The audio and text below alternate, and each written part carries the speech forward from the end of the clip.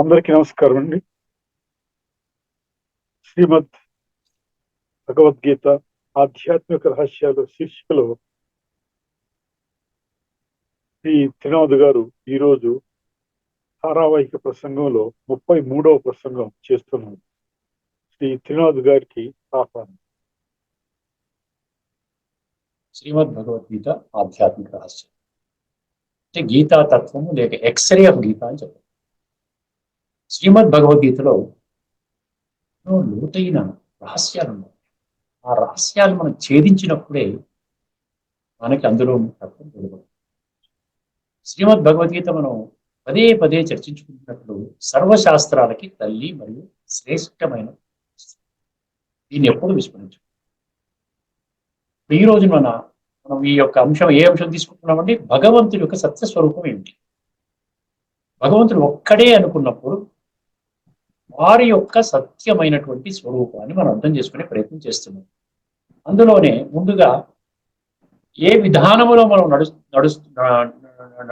నడుస్తున్నామో, ఏ విధానంలో మన భగవంతుని యొక్క సత్యస్వరూపాన్ని మనం తెలుసుకోలేమో ఆ యొక్క విషయాల్ని భగవంతుడే స్వయముగా అనేక శ్లోకాలలో ఇప్పుడు నేను దేహం అనుకుని వాళ్ళు మనం ఏదైతే చేస్తున్నామో ఈ యొక్క భక్తి కోణంలో చేస్తున్నామో దాని ద్వారా మీరు నన్ను పొందలేరు అని గత సుమారుగా 7-8 ఎపిసోడ్స్ చర్చిస్తున్నాం.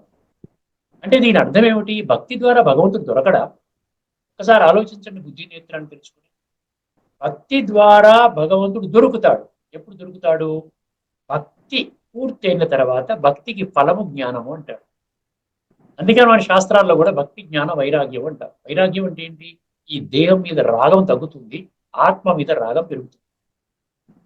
అప్పుడు ఏమవుతుందంటే, ఎందుకంటే చివరికి మనకి కేవలం ఆత్మ జ్ఞానమే అవసరం ఉంది, ఇంకా ఏమీ అవసరం లేదు. ఎందుకంటే ఆత్మజ్ఞానం ద్వారా ఆత్మ పవిత్రంగా తయారవుతుంది. పవిత్రంగా తయారైనటువంటి ఆత్మ అంటే మనం ఆధ్యాత్మిక పరిభాషలో సాత్వికంగా పరివర్తన చెందుతుంది. అప్పుడు మనలో ఉన్నటువంటి ఆ యొక్క గుణాలు, శక్తులు అన్నీ కూడా అనుభూతిలోకి వస్తాయి. అటువంటి స్థితిలో శరీరాన్ని విడిచిపెట్టాలి. అర్థమైందండి? దానికోసం భగవంతుడు మనల్ని ఏమడుగుతున్నాడు? ఏమన్నా ఫీజు అడుగుతున్నాడా? మీరు పలానా ఈ విధంగా వజ్రకిరీటం చేయించండి అని చెప్తున్నాడా? అవన్నీ మనం చేయిస్తున్నాం. ఏదైతే భగవంతుడు అడగటము లేదో అవన్నీ మనం చేస్తున్నాము. కానీ భగవంతుడు ఏమడుగుతున్నాడు మన నుండి? కేవలం మన నుండి ఒకే ఒక్కటి అడుగుతున్నాడండి, అది శ్రద్ధ, అటెన్షన్. 4వ అధ్యాయంలోని 39వ శ్లోకము, 40వ శ్లోకం, ఈ 2 శ్లోకాలు చెప్పుకొని మనం ఈ ఎపిసోడ్లోని చర్చని కొనసాగిద్దాం. శ్రద్ధావాన్ లభతే జ్ఞానం. నీకు నా పట్ల శ్రద్ధ ఉంటే కేవలం నా దగ్గర మాత్రమే ఉన్నటువంటి సృష్టి యొక్క ఆది మధ్యాంతాల జ్ఞానము నేను నీకు ప్రసాదిస్తాను. అది నా 10వ అధ్యాయం 32వ శ్లోకంలో ఏం చెప్పాడు? సర్గాణామాదిరంతశ్చ మధ్యం చైవాహం అర్జున. నా దగ్గర మాత్రమే ఉన్నది సృష్టి చక్రం యొక్క సంపూర్ణ జ్ఞానము. సృష్టి చక్రం యొక్క సంపూర్ణ జ్ఞానం మనకు కానీ అందుబాటులోకి వచ్చిందనుకోండి, మనకు అర్థమైంది, ఆకలింపు చేసుకున్నాం, అనుభవంలో తీసుకొచ్చాం అనుకోండి, ఇంకా ఎటువంటి రోగాలు రావు, ఎటువంటి సమస్యలు మనకు ఉండవని. ఏది వచ్చినా కూడా మనకు పరిష్కార మార్గం అత్యంత సులభంగా లభిస్తుంది. ఎందుకంటే ఆత్మజ్ఞానం అవినాశి జ్ఞానము. ఆత్మ ద్వారా పొందేటువంటి ఈ యొక్క లాభాలు అవినాశి అన్నమాట. ఏమన్నాడు? శ్రద్ధావాన్ లభతే జ్ఞానం అన్నాడు. తత్పర సంయతే ఇంద్రియ జ్ఞానం లబ్ధ్వా పరాం శాంతిం జ్ఞానం లబ్ధ్వా పరాం శాంతిం అచిరేణ అధిగచ్చతి. ఒక్క క్షణంలో అంటే పరమశాంతి అంట. మనం కొంచెం శాంతి కోసం ఏదో గుడికి, గోపురానికో, ఏ ప్రవచనకో, దేనికో వెళ్ళి ఎందుకు వస్తున్నారంటే కాస్త మనశ్శాంతి కోసం వస్తున్నామండి అని చెప్తారు. కానీ ఇక్కడ భగవంతుడు ఏమంటున్నాడు? ఒక్క క్షణములో పరమశాంతి. దానికోసం నువ్వు చేయవలసిందల్లా కేవలం బుద్ధి నేత్రాన్ని తెరుచుకొని నాపై నేను చెప్పేటువంటి జ్ఞానం పట్ల శ్రద్ధ వహించాలి. ఒకవేళ శ్రద్ధ వహించకపోయినట్లయితే 4వ అధ్యాయంలో 40వ శ్లోకంలో చాలా ఘాటుగా ఉందండి భగవంతుడి యొక్క సమాధానం.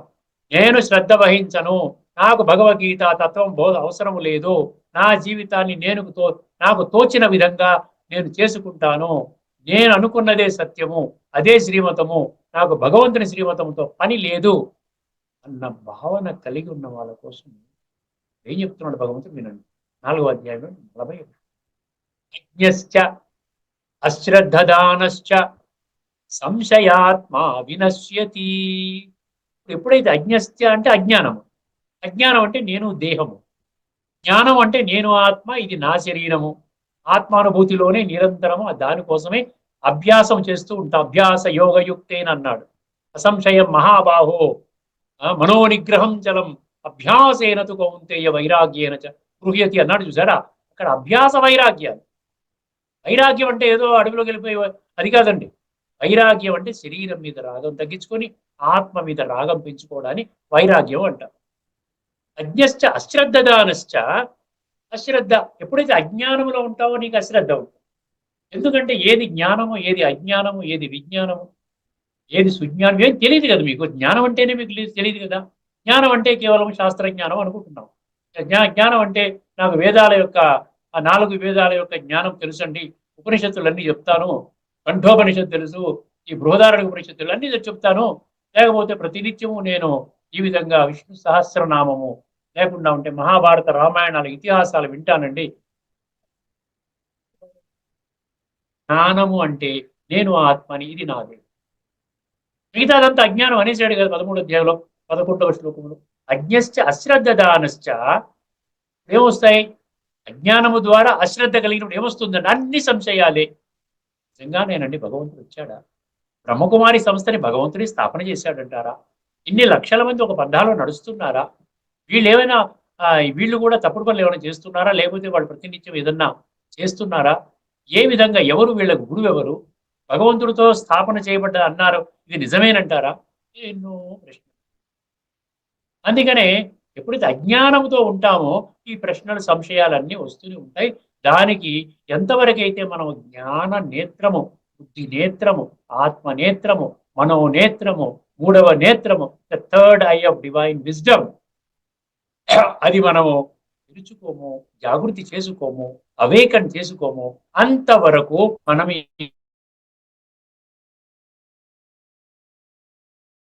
సంస్కరించుకోకుండా తామసిక సంస్కారాలతో కూడి పేరుకుపోయి ఉన్న ఆత్మని సాత్వికంగా పరివర్తన చేసుకోకుండానే శరీరాన్ని విడిచిపెడతాము. తర్వాత మనము అధోగతి పాలవుతాం.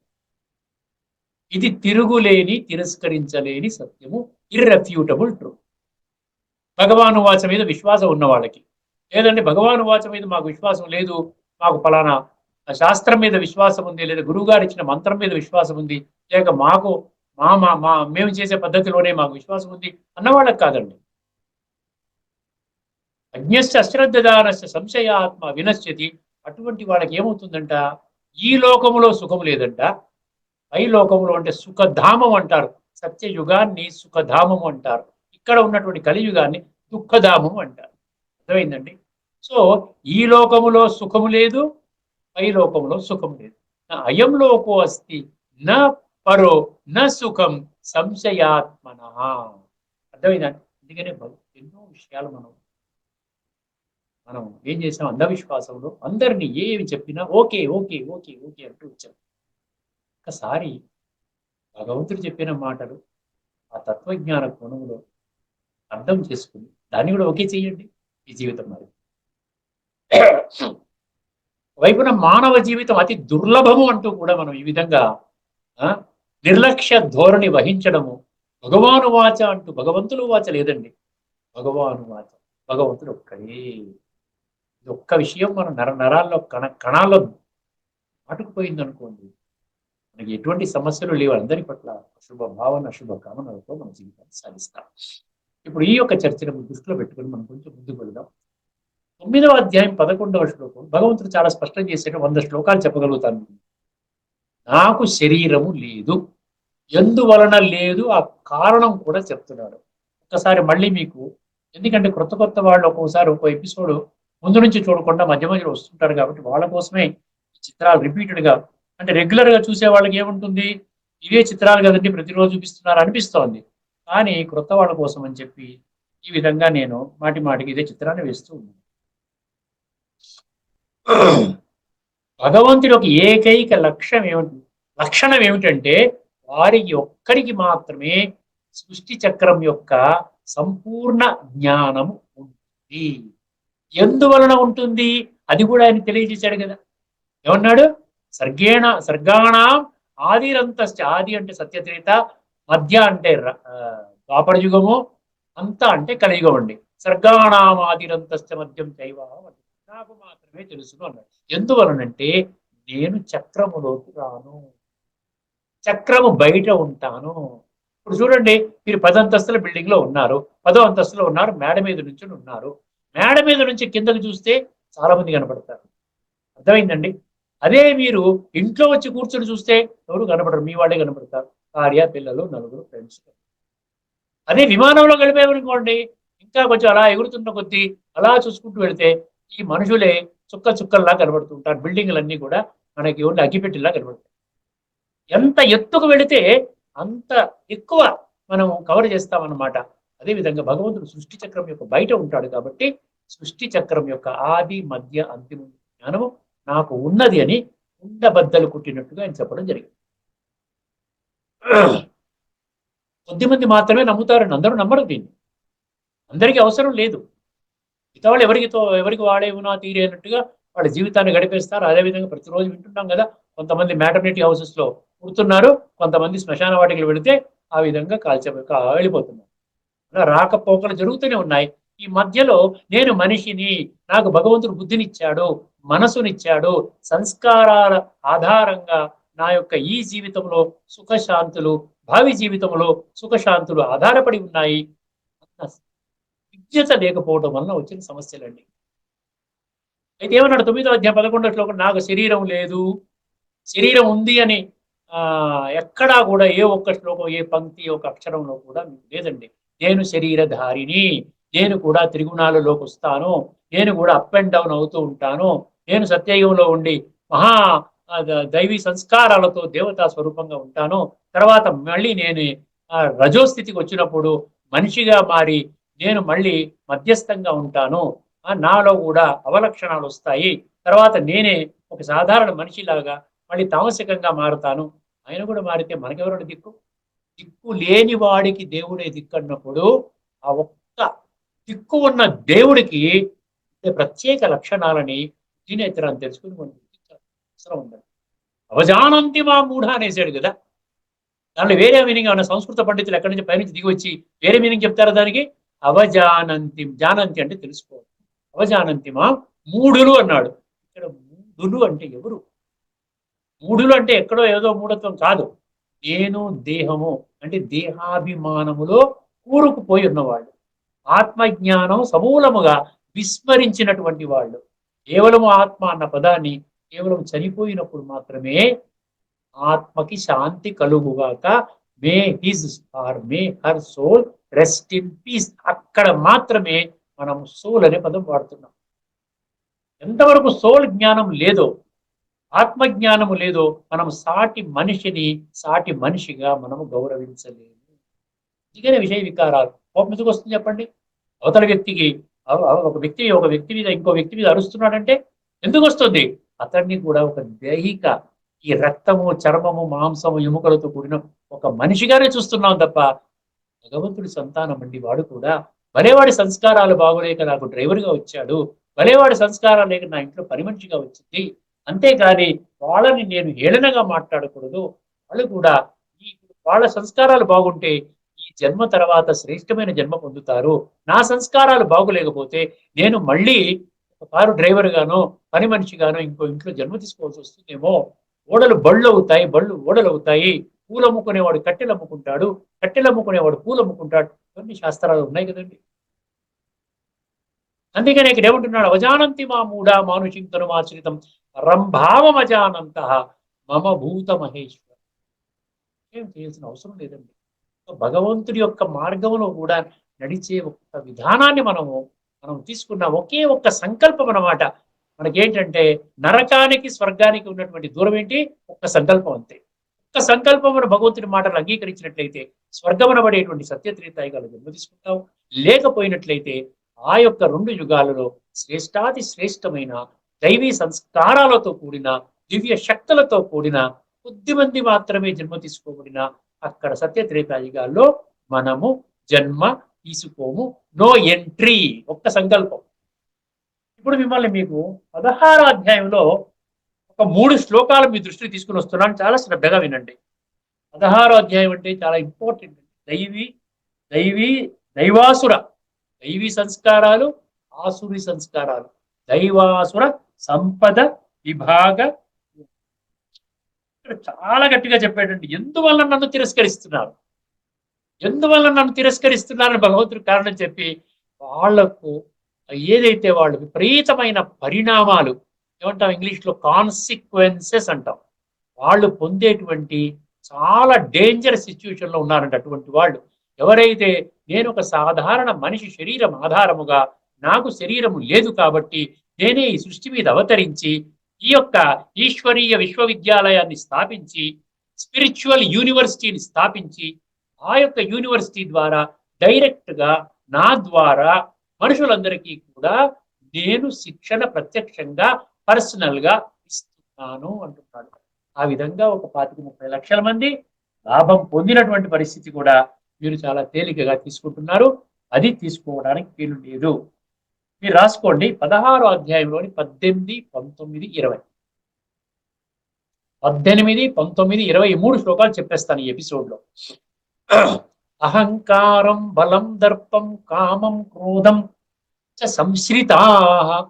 చాలా జాగ్రత్తగా ఉండండి. ఎందుకు అంటున్నారు అహంకారం? అహంకారం అంటే నేను చాలా గ్రేట్, నాకంటే గొప్పవాడు లేడు, నా కులము గ్రేటు, నా మతము గ్రేటు, నా జాతి గ్రేటు, నా పిల్లలు ఎక్కడో చాలా పెద్ద పొజిషన్లో ఉన్నారు, కోట్లు సంపాదించుకుంటున్నారు, నాకున్న ఆస్తిపాస్తులు అద్భుతం అమోఘము, ఎవరూ లేరు, నాకున్నటువంటి కనెక్షన్స్ చాలా అద్భుతము. అహంకారం బలం దర్పం. బలం అంటే ఏంటి? ఆ అహంకార బలం అన్నమాట. దర్పం అంటే ఏంటి? పొగరు. అదే ఇవన్నీ ఒకటే మీనింగ్ వస్తున్నాయి. అంటే దేహాభిమానం నుండి వస్తాయి ఈ అవగుణాలు. అసలు చెప్పాలంటే చూసారా, దైవాసుర సంపద విభాగం 24 శ్లోకాలు ఉంటాయండి. దయచేసి చదువుకోండి. మొత్తం 60 అవలక్షణాలు, 60 అసుర లక్షణాల గురించి వర్ణన ఉన్నది. అన్ని లక్షణాలు ఇప్పుడు కలియుగంలో మనుషులు ఉన్న వాళ్ళకు ఉన్నటువంటి లక్షణాలే చెప్పేటండి. ఎక్కడో ద్వాపర యుగంలో ఉన్న మనుషుల గురించి చెప్పడం లేదు.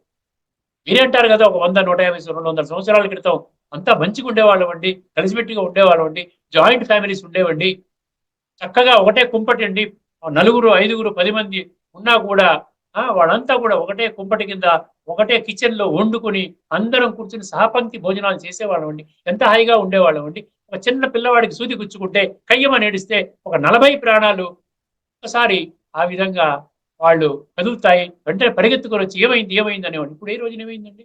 భార్యాభర్త వాళ్ళు కూడా ఎడమొఖంగా ఉండేటువంటి పరిస్థితి మనం చూస్తున్నాం. భగవంతుడు ఇవన్నీ చెప్తున్నాడు మనకి. అహంకారం బలం దర్పం కామం క్రోధం చ సంశ్రిత. సంశ్రిత అంటే కూడిన. క్రోధం చేయని వాడు ఎవరన్నా ఉన్నాడా? తన కోపమే తన శత్రువు అని నమ్ముతాడు, మళ్ళీ కోపం కూడా చేస్తాడు. కనీసం తగ్గించుకునే ప్రయత్నం అనే చేయాలి కదా. నేను బ్రహ్మకుమారులు క్రోధం చేయరా అంటే కనీసం మీలాగా చేయకపోవచ్చు అండి, మీరు 10 సార్లు చేస్తే మేము 2 సార్లు చేయొచ్చు. అది కూడా ఎందుకంటే ప్రతినిత్యం అభ్యాసం చేస్తున్నాం కదా. అభ్యాస యోగయుక్తేన చేతసా నాణ్యగామిన. అభ్యాసం చెయ్యాలి. ఇది జన్మలుగా వచ్చిన సంస్కారాలు ఉన్నపడంగా భగవంతుడు చెప్పినా పోవండి. దానికోసం నిత్యము అభ్యాసం కావాలి. మీరు నిత్యము న్యూస్ పేపర్ చదువుతారు కదా, నిత్యము పడుకుంటారు కదా, నిత్యము భోంచేస్తున్నారు కదా, నిత్యము మీరు ఉద్యోగానికి వెళ్తున్నారు కదా, అదే విధంగా నిత్యము కూడా ఆత్మజ్ఞానం పొంది ఆ పరమాత్మ తత్వాన్ని అర్థం చేసుకుని పరమాత్మతో మనం కనెక్ట్ కావాలి. పరమాత్మ శక్తులు గుణాలు తీసుకుంటూ ముందుకు వెళ్ళాలి. ఇది కూడా మన నిత్య జీవితంలో ఒక టైం టేబుల్లో ఈ విధంగా కావాలి. అహంకారం బలం దర్పం కామం క్రోధం చ సంశ్రితా. ఏమంటాడు ఇప్పుడు? చాలా జాగ్రత్తగా రండి. మీకు ఎన్ని పదాలు చెప్తున్నాను? మామాత్మ పరదేహేషు అన్నాడు. మామాత్మ పరదేహేషు. దానివి మామూలుగా మీ దగ్గర ఉన్న గీతా పుస్తకాల్లో ఏం చెప్తారంటే ప్రతి ఒక్క మనిషిలో భగవంతుడు ఉన్నాడు అని చెప్తారు. అక్కడ ప్రతి ఒక్క మనిషిలో లోను ప్రతి ఒక్క శరీరంలోనూ భగవంతుడు ఉన్నాడు అని చెప్తారు. అది కాదు ఇక్కడ అర్థం చేసుకోవాల్సింది. మామాత్మ అంటే నేను పరమాత్మని, పరదేహేషు అంటే నేను ఒక దేహము, ఒక భౌతిక శరీరం ఆధారముగా ప్రజాపిత బ్రహ్మాన్ని మనం చర్చించుకున్నాం గత ఎపిసోడ్లో కూడా. ఆ శరీరం ఆధారంగా నేను సృష్టి మీద అవతరిస్తాను. దానిని పరకాయ ప్రవేశము అంటారు. అర్థమైందండి? మామాత్మ పరదేహేషు. అప్పుడు ఏమవుతుంది? ఏం చేస్తాడంట? ప్రద్విషంతో అభ్యసూయక అన్నాడు. ప్రద్విషంతో అంటే ఏంటి? ద్వేషభావంతో అభ్యంతరం చెప్తాడు అంటే అంగీకరించడు. ఎంత చక్కగా చెప్పారు చూసారా? మామాత్మ పరదేహేషు ప్రద్విషంతో అభ్యసూయక. ఒకసారి దాని మీనింగ్ చెప్పి తర్వాత దానికి వెళ్తానండి. చాలా జాగ్రత్తగా రండి. అహంకారము, బలము, దర్పము, కామము, క్రోధములకు వశులై, ఇవన్నీ పట్టించుకోక్కర్లేదండి మనం. కేవలం ధన సంపాదన, కేవలం సమయాన్ని తినడానికి, వండుకోవడానికి, పడుకోవడానికి, మనుషులతో గడపడానికి, దీనికోసమైనా మన జీవితం మనం ఇప్పుడు మనం కేటాయించవలసింది. ఏమంటున్నాడు? అహంకారము, బలము, దర్పము, కామము, క్రోధములకు వశులై ఇతరులను నిందించుచు తమ శరీరముల యందును ఇతరుల శరీరముల యందును, ఇక్కడ కరెక్షన్ చేసుకోండి మీరు. తమ శరీరముల యందును ఇతరుల ఎవరైతే చెప్తారో వాళ్ళ శరీరముల యందును ఇతరుల శరీరముల యందును ఉన్న అంతర్యామిగానున్న నన్ను ద్వేషించుచుందురు.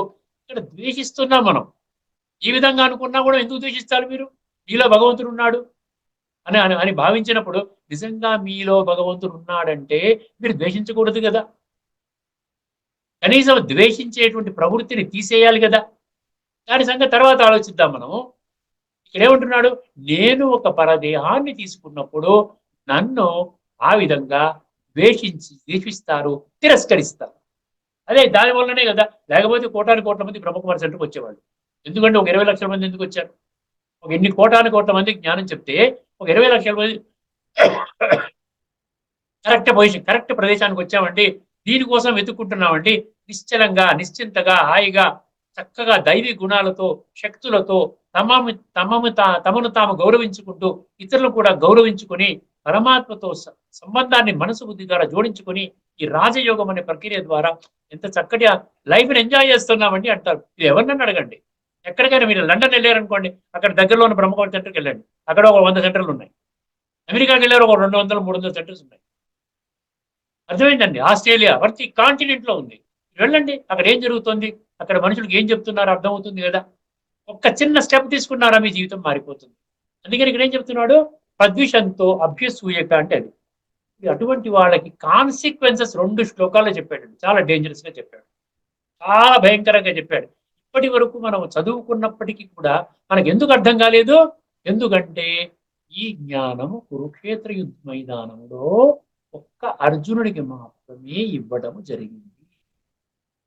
దాంతో మనము సంపూర్ణంగా భగవంతుడి యొక్క జ్ఞానం నుండి, ఆధ్యాత్మిక జ్ఞానం నుండి వంచితులమయ్యాము. ఒక్కసారి గమనించండి, ఆ శ్లోకం ఏంటి? తానహం ద్విషత క్రూరాన్ సంసారేషు నరాధమాన్ క్షిపామి అజస్రం అశుభాన్ అసురిస్వేవ యోనిషు. ఇది శ్లోకం అండి. తాన్ అహం, అహం అంటే నేను, అటువంటి వాళ్ళకి ఏమండి? తానహం ద్విషత అంటే ద్వేషించేవాళ్ళు, సంసారేషు నరాధమాన్ అన్నాడు. అంటే ఈ సంసారం అంటే ప్రపంచం. ఈ ప్రపంచంలో నరులలో అధములు అంటవాళ్ళు, లాస్ట్ కేటగిరీలో ఉన్నవాళ్ళు.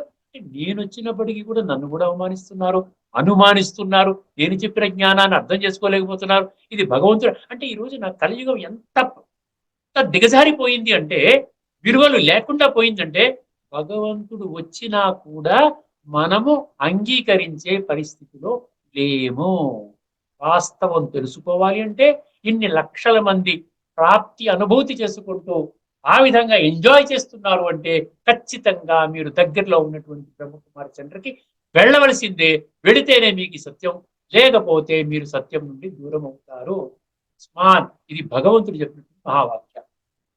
తానహం ద్విషతః క్రూరాన్ సంసారేషు నరాధమాన్ క్షిపామి అజస్రం అశుభాన్ అంట. క్షిపామి అంటే తోసేస్తాడంట. అజస్రం అంటే పెక్కు, అనేక లెక్కలేనన్ని. అశుభాన్ అంటే ఏంటి? అశుభ జన్మలు. అశుభ జన్మలు అంటే మనం అనుకున్నట్టు క్రిమి కీటకాదులు, ఏదో ఇది అంటారు చూసారా, పక్షులు, కుక్క, నక్క, ఇది కాదండి. అశుభ జన్మలు అంటే ఏంటంటే మనం చూస్తున్నాం కదా, వర్తమాన సమాజంలో ఇన్ని వందల కోట్ల మనుషులలో 3 రకాల మనుషులు ఉంటారు. 3వ రకం మనిషిని మనం అర్థం చేసుకోండి.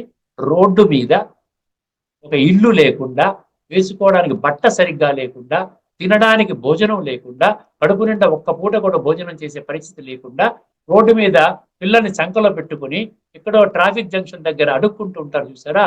కొంతమందికి కళ్ళు లేవు, కొంతమందికి కాళ్ళు లేవు, కొంతమందికి బుద్ధి మందగించింది, కొంతమందికి ఇంకా అధోగతి చెప్పరాని స్థితిలో ఉంటారు. అటువంటి జన్మలండి అశుభ జన్మలంటే అటువంటి జన్మ. తానహం ఏమన్నాడు, క్షిపాం యజస్రవ శుభాన్ ఆసురీ స్వేవ యోనిషు. యోని అంటే ఊంబండి. అటువంటి యోనులలో నేను పడేస్తానంటున్నాడు. ఎవరిని ఎవరు ఎవరు ఎవరినంటున్నాడు? నేను ఈ సృష్టి మీద అవతరించినప్పటికీ కూడా గుర్తించే శక్తి లేక, జ్ఞానము లేక ఏంటి ద్వేషించే వాళ్ళు ఆ విధంగా వాళ్ళు జన్మ తీసుకుంటారు. ఈ విధంగా కాలచక్రంలో అని చెప్తున్నాడు. ఒకసారి ఇది మీనింగ్ కూడా చదివేస్తాను, తర్వాత ఇంకొక శ్లోకం చెప్పి ముగిస్తాను. ఇట్లు ఇట్లు కాదు, అట్లు అట్లు ఇతరులను ద్వేషించి, ఇక్కడ ఇతరులు అంటే మనం అనుకున్నాం అన్ని శరీరాల్లో పరమాత్మ ఉంటాడు, అది అది దాని సంగతి తర్వాత చర్చిద్దాం. ఇక్కడే మామాత్మ పరదేహేషు, నేను పరమాత్మని, పరదేహేషు అంటే ఆ యొక్క దాదా లేఖరాజ్ వజ్రాల వ్యాపారి, అక్కడ సింధ్ హైదరాబాద్ 1936-37 సన్నివేశం పుస్తకాలు ఉన్నాయండి. మీరు బ్రహ్మకుమార్ చూసి లిటరేచర్ తీసుకోండి, పెద్ద లిటరేచర్ ఉంది. అర్థమైందండి, అన్ని కూలంకషంగా చర్చిస్తారు అక్కడ. అక్కడ ప్రజాపిత బ్రహ్మ యొక్క ఆ జీవిత చరిత్ర 2-3 వాల్యూమ్స్ కింద ఉన్నాయి. చదవండి, ఏ పరిస్థితిలో ఎట్లా వచ్చింది, ఆయన ఎట్లా ఉండేవాడు, ఎక్కడ ఏ టైంలో వచ్చాడు, ఏ విధంగా ఆయన యొక్క వృత్తి ఎట్లా మారింది, తర్వాత ఏ విధంగా ఆయన యొక్క బ్రహ్మకుమారి సంస్థని ఫౌండర్గా అయ్యాడు, ఇదంతా అర్థమవుతుంది. మనం ఏం చేయకుండా ఏమి కాదండి. నేనేమి చెయ్యనండి, కేవలం పూజ చేసుకుంటా 10 నిమిషాల పాటు అంటే ఏం జరగదు. సంస్కార పరివర్తన జరగాలి. సో ఆ విధంగా ద్వేషించు పాపాత్ములను, అక్కడ క్రూర అన్నాడు కదా, క్రూరాన్ సంసారేషు నరాధమ అని అన్నాడు కదా. ద్వేషించు పాపాత్ములను, క్రూరులైన నరాధములను, క్రూరులైన నరాధములను. సరే, ఇంత ఇంత పదాలు ఎక్కడైనా ఏ శ్లోకంలో వాడాడా? వాడలేదు. మాటి మాటికిని, అజస్రం అంటే అదనమాట. మాటి మాటికిని ఈ సంసారమునందు ఆశ్రీ యోనులలోనే నేను పడవేయుచుందును. మామాత్మ పరదేహేషు పెట్టుకోండి. అశ్రద్ధ దానా పురుష. సంశయాత్మ అంటే ఇవన్నీ సంశయాలు ఉండి తిరస్కరించేస్తాం, మాకు అక్కర్లేదు. ఈ బ్రహ్మకుమారి సంత వర్తమాన ఇప్పుడు నడుస్తున్నటువంటి ఏదైతే మనం జ్ఞానం, ఏదైతే శాస్త్ర జ్ఞానానికి దూరంగా ఉన్నది, ఖచ్చితంగా దూరంగా ఉంటుందండి. ఎందుకుండదు? భగవంతుడు మీకు శాస్త్రజ్ఞానం చదువుకోమని చెప్తాడా? శాస్త్రజ్ఞానాన్ని ఆచరించే విధానం చెప్తాడు. ఒకసారి ఆలోచించండి. ఇప్పుడు లాస్ట్ లో ఇంకా చాలా డేంజరస్ గా మాట్లాడుతున్నాడు. ఆసురిం యోనిమాపన్న మూఢా జన్మని జన్మని ఉన్నారు కదా, బిలో పావర్టీ లైన్ అంటాం కదా. వాళ్ళకి ఏమి లేదు కదా, తినడానికి ఉండేది కదా, ప్రతిదానికి అడుక్కోవాల్సిందే కదా. ఆసురిం యోనిమాపన్న మూఢా జన్మని, మూఢా జన్మని జన్మని అన్నాడు. జన్మలు అంటే మళ్ళీ ఇక్కడ మీరు పుస్తకాల్లో ఏం రాస్తారు? క్రిమి కీటకాదులు పశువులని రాస్తారు. కాదు, క్రిమి కీటకాదు పశువుల్లో పుడితే మంచిదేనండి, అక్కడేం అనుభవం చేయం కదా, మనసు బుద్ధి సంస్కారం లేవు కదా, అసలు జ్ఞానమే లేదు కదా, అక్కడ పనిష్మెంట్ ఎలా అవుతుందండి? ఇప్పుడు నన్ను ఒక దోమగా పుట్టించాడు, ఎలా పనిష్మెంట్ అవుతుందండి? మనిషి జన్మగా ఉండి నేను పాపాలు చేశాను, నన్ను కుక్కగా పుట్టించాడు, లేకపోతే నక్కగా పుట్టించాడు, ఒక పక్షిగా పుట్టించాడు, ఒక చీమగా, దోమగా, ఈగగా పుట్టించాడు. దానివల్ల నాకు పనిష్మెంట్ ఎలా అనుభవం అవుతుంది? నాకు అనుభవం అవ్వాలంటే మనసు బుద్ధి ఉన్న మనిషి జన్మ ఇచ్చినప్పుడే అనుభవం అవుతుంది. రోడ్డు మీద నిలబడి నేను ఈ విధంగా బాధపడుతుంటే అనుభవం అవుతుంది, ఏ జన్మలో ఏదో కీడు చేశాను, ఎంతో మందికి హాని కలిగించాను, చాలా దుఃఖ పెట్టాను, అందుకనే నాకు ఈ జన్మ, ఈ పనికి రాని దుష్ట భ్రష్ట జన్మ దొరికింది అని వాపోతాడు. తెలుసుకుంటే మంచి పనులు చేస్తాడు, తదుపరి జన్మైనా శ్రేష్టంగా మార్చుకుంటాడు. అంతేగాని ఈ క్రిమి కీటకాదులు అని మూఢ యోనులు అంటే అటువంటి యోనులు కాదు, గుర్తించండి భగవాను వాచ. తర్వాత ఏమన్నాడు? మాం అప్రాప్యైవ కౌంతేహే. కౌంతే అంటే కుంతిపుత్రుడా. కుంతి అంటే ఈ భూమి, ఈ భూమండలం మీద ఉన్న వాళ్ళందరూ కుంతిపుత్రుడే. మాం అప్రాప్యైవ అన్నాడు. ఇప్పటిదాకా మనం అన్ని కూడా గత 10 ఎపిసోడ్స్ నుంచి ఏం చెప్పుకుంటాం? నీవు ఈ విధంగా చేస్తే నన్ను పొందలేవు, ఈ విధంగా చేస్తే నన్ను పొందలేవు, ఈ విధంగా చేస్తే నన్ను పొందలేవు. ఇప్పుడు కూడా భగవంతుడు ఏమంటాడు? నేను ఒక మానవ శరీరాన్ని అధిరోహించి సత్యమైనటువంటి ఆధ్యాత్మిక జ్ఞానాన్ని నేను మళ్ళీ ఏదైతే మీరు భగవద్గీతలో చదువుకుంటున్నారో దాని యొక్క తత్వాన్ని మళ్ళీ బోధిస్తుంటే, మరలా బోధిస్తుంటే, ఇక్కడ ఆ గీతలో భూయః అనే పదం వస్తుంది. భూయ అంటే మరలా. 4వ అధ్యాయం 3వ శ్లోకంలో కూడా చెప్తాడు మరలా అంటాడు. ఏవాయం మయాతి అద్య యోగ ప్రోక్త పురాతన అంటాడు. ఓ చెప్పింది నీకు మళ్ళా చెప్తున్నాను అంటాడు. చూసారా? అంటే ఇది ఒకసారి చెప్పింది కాదు. ఎందుకంటే కాలచక్రము ఆగదు. మానవాత్మ శరీరము తీసుకోకుండా పర్మనెంట్ గా దానికి ఏమి లిబరేషన్ అంటూ ముక్తి అంటూ లేదు. గుర్తుపెట్టుకోండి.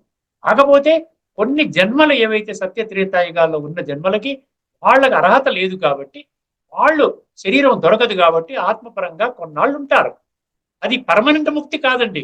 దాని గురించి మళ్ళీ మనం రాబోయేటువంటి ఎపిసోడ్లో చర్చించుకుందాము. రేపు మామ ప్రాప్య ఇవ కౌంతేయ తతోయాధమాం గతి. ఒక్కసారి దీని యొక్క మీనింగ్ కూడా మీకు చెప్పాను. భగవద్గీత పుస్తకంలో ఏమన్నా ఇచ్చాడా తేడాగా ఒక్కసారి చూద్దాం. అధమాం గతి చాలా డేంజర్. ఈ కాన్సిక్వెన్సెస్ ఆఫ్ రిజెక్టింగ్ గాడ్. ఇది కాన్సిక్వెన్సెస్, తీవ్రాతి తీవ్రమైన పరిణామాలని ఎవరైతే భగవంతుడి జ్ఞానాన్ని, భగవంతుడి స్థాపన చేసిన సంస్థని తిరస్కరిస్తారో, లేకుండా ఉంటే తేలికగా తీసుకుని, లేకపోతే దూషిస్తారో, అటువంటి వాళ్ళు పొందేటువంటి ఈ యొక్క కాన్సిక్వెన్సెస్ ని ఈ 3 శ్లోకాల్లో భగవంతుడు వివరించడం జరిగింది. ఇక్కడ ఏమన్నాడు చూడండి. ఓ అర్జున, ఈ ఆసురీ ప్రకృతి గల మూఢులు నన్ను పొందకుండా ఉంటే, భగవంతుడిని పొందకపోతే, భగవంతుడి యొక్క సత్యమైన వారసత్వాన్ని మనం పొందకపోతే ఇంకెందుకండి జన్మ? ఎందుకు చెప్పండి? ఒక్క జన్మ కోసమైనా ఇంత ఆస్తి పెట్టుకున్నావు, ఎన్ని పెట్టుకున్నావు, ఒక్క క్షణంలో శరీరాన్ని విడిచిపెట్టేస్తే అయిపోయింది. కంప్లీట్ గా కట్ ఆఫ్ అయిపోతాం కదా. దానికోసమా మన జీవితాన్ని ఆ విధంగా పణంగా పెట్టుకుంటాం? ఆలోచించండి. అందుకని ఏమంటున్నాడు, ఈ ఆసురీ ప్రకృతి గల మూఢులు నన్ను పొందకయే ప్రతి జన్మయందును ఆసురీ యోనులనే పొందుచు, ఆసురీ యోనులు పనికిరాని కనిష్ట జన్మలు అన్నమాట, వాళ్ళ కోసం రిజర్వ్ అయి ఉన్నాయి, పొందుచు చివరకు అంతకంటెను హీనమైన గతిని పొందుదురు అనగా ఘోరమైన నరకముల యందు పడిదరు. ఇక్కడ నరకములు అంటే 2 లేవు. సత్యత్రేతాయుగాన్ని స్వర్గం అంటారు, ద్వాపర కలియుగాన్ని నరకం అంటారు. అంటే ద్వాపరం ఒక నరకం అనుకుంటే కలియుగాన్ని ఇంకో నరకం అంటే నరకములు అనుకోవచ్చు. అది నరకం. బ్రహ్మ పగలు, బ్రహ్మ రాత్రి అంటాడు. దానికి మనం చర్చించుకోవచ్చు. కాబట్టి ఈ ఎపిసోడ్ ముగించే ముందర ఒక్కసారి సమరైజ్ చేసుకుంటే, నేను ఈ సృష్టి మీద, నాకు శరీరము లేదు, నేను పరం ఆత్మస్వరూపాన్ని, నిరాకార స్వరూపాన్ని, జ్యోతి స్వరూపాన్ని, నా యొక్క సంపూర్ణ పరిచయం నేనే శ్రీమద్ భగవద్గీత ఆధారంగా మీ అందరికీ కూడా స్పష్టంగా తెలియజేయడం జరిగింది. కేవలం మీరు బుద్ధినేత్రాన్ని తెలుసుకోవాలి. ఆధ్యాత్మిక దృష్టి కోణంలో, తత్వజ్ఞాన కోణంలో అర్థం చేసుకుంటే నా యొక్క సత్యస్వరూపం అర్థమవుతుంది. నేను ఒక సాధారణ మనిషి శరీరం ఆధారం చేసుకుని ఈ సృష్టిలో నేను అవతరిస్తానని చెప్పాను కదా. ధర్మ సంస్థాపనార్థాయ సంభవామి అన్నాను కదా. ఆ యొక్క దివ్య కర్తవ్యాన్ని నిర్వహించడంలో దాని కొరకు నాకు ఒక శరీరం అవసరం కాబట్టి ఆ శరీరాన్ని అధిరోహించి నేను ఈశ్వరుణ్ణి, ఈశ్వరీయ విశ్వవిద్యాలయాన్ని నేను స్థాపన చేశాను. ఈ విధంగా కొన్ని లక్షల మందిని ఇప్పటికే నా బిడ్డలు నన్ను తెలుసుకున్నారు. అదేవిధంగా మీరందరూ కూడా నన్ను తెలుసుకోండి, నా నుండి, నా జ్ఞానము నుండి వంచితులు కాకండి అని భగవంతుడు తెలియజేస్తున్నారు. ఈ ఎపిసోడ్తో మనం ఇక్కడ ముగించేద్దామండి. తదుపరి ఎపిసోడ్లో మరొక ముఖ్యమైన ఘట్టం తీసుకోబోతున్నాం. ఇప్పటి వరకు అనేక శ్లోకాల మాధ్యంగా నన్ను ఈ విధముగా చేస్తే మీరు పొందలేరు అన్నాడు కదా. భగవంతుని ఏ విధముగా పొందుతాము అన్న 2వ టాపిక్ తీసుకుందాం. భగవంతుని సత్య పరిచయంలో మొదటి టాపిక్ ఏంటి? ఈ విధంగా మీరు నన్ను పొందలేరంటే, నేను దేహం ఉన్న ప్రాంతిలో మీరు ఈ విధంగా మీరు భక్తి కోణములో పొందలేరు. అది జ్ఞాన కోణములోకి మీరు రావలసిందే. అప్పుడు మీరు నన్ను పొందగలుగుతారు అన్నాడు కదా. ఏ విధముగా నన్ను పొందగలుగుతారు అన్న విషయాల్ని మనం కూలంకషంగా నెక్స్ట్ ఎపిసోడ్ నుంచి మనం చర్చించుకోబోతున్నాం. అంతవరకు మీ నుండి సెలవు తీసుకుంటున్నానండి.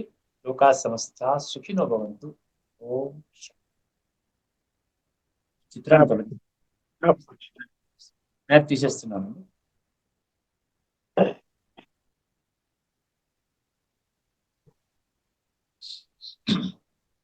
శ్రీమద్ భగవద్గీత ఆధ్యాత్మిక రహస్యాలు శీర్షికలో దైవతత్వాన్ని, ఆ తత్వంలోని తాత్విక జ్ఞానాన్ని విశ్లేషణాత్మకంగా